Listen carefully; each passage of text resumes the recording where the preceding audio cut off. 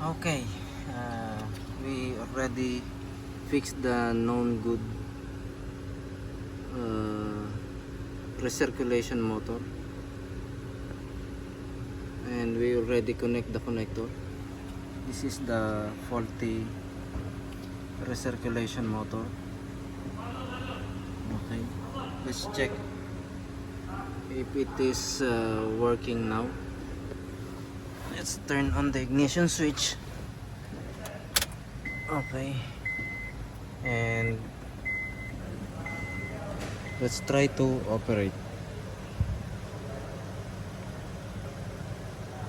Okay, it's now working. As you can see, I'm pressing the recirculation button, and the blower unit is now working for the recirculation flapper.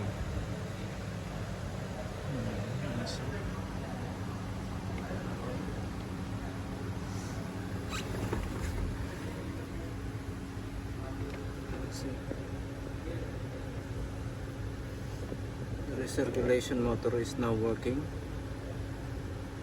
and the flapper in the blower unit is also open and close.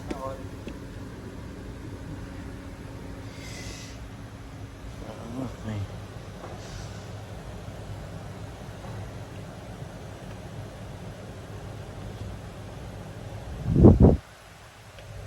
Okay.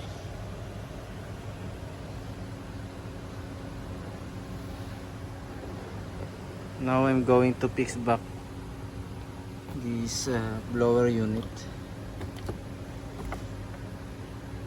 and send for road test